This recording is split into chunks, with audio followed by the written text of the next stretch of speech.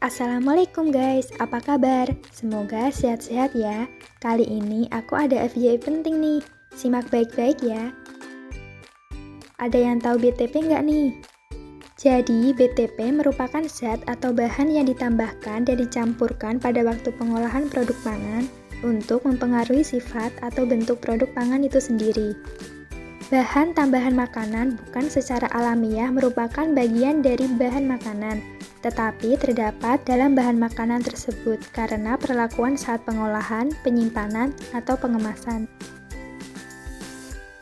Selanjutnya, fungsinya apa sih? Selain untuk mempengaruhi sifat produk pangan, ada juga beberapa fungsi lainnya, antara lain yang pertama, untuk pengawetan produk. Yang kedua, memperbaiki bentuk dan tekstur. Yang ketiga, meningkatkan kualitas pangan. Yang keempat, memberikan warna dan kenampakan yang lebih baik. Yang kelima, serta meningkatkan cita rasa produk pangan. Selanjutnya adalah jenis-jenis BTP. Untuk jenis BTP sendiri ada dua jenis, yaitu yang pertama BTP alami, merupakan BTM yang langsung diperoleh dari alam, contoh berbagai jenis hewan dan tanaman. Yang kedua, BTP buatan atau sintesis, merupakan BTM yang berasal dari berbagai bahan kimia dan biasanya diproduksi oleh pabrik, contohnya pengawet, pemanis buatan, dan lain-lain. Dan perlu diperhatikan juga bahwasannya tidak semua BTP boleh ditambahkan ke dalam produk pangan. Berikutnya adalah contoh BTP yang diperbolehkan untuk ditambahkan ke dalam produk pangan.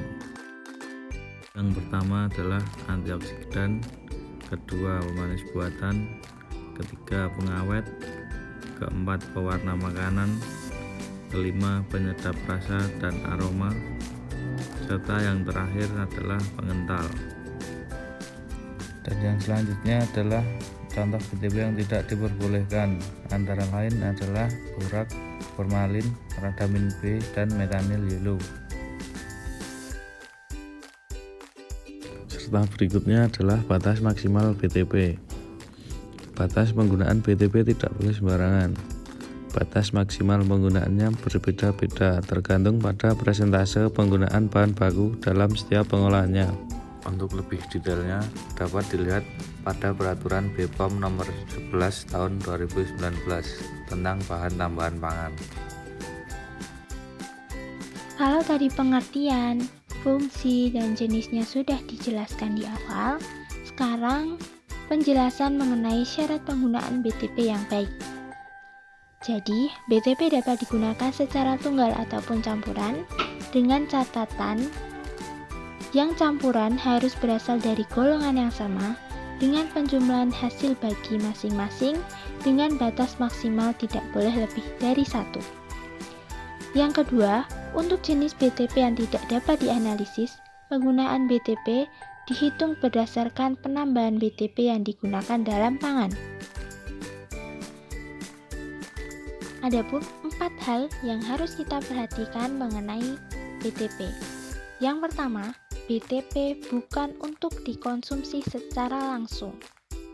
Yang kedua, perhatikan batas maksimum yang diperbolehkan atau yang digunakan pada suatu produk pangan. Yang ketiga, perhatikan jumlah maksimum BTP yang dapat diterima oleh tubuh kita setiap harinya. Dan yang keempat, BTP bukan bahan berbahaya, seperti contohnya bahan pengawet yang disalahgunakan penggunaannya, seperti formalin. Nah, dari apa yang sudah kita jelasin tadi, kalian jadi tahu kan BTP itu apa, berfungsi sebagai apa. Jadi, sebelum kalian memilih produk pangan, baca dulu keterangannya. Karena sehatmu diawali dari apa yang ada dalam dirimu. Terima kasih. See you.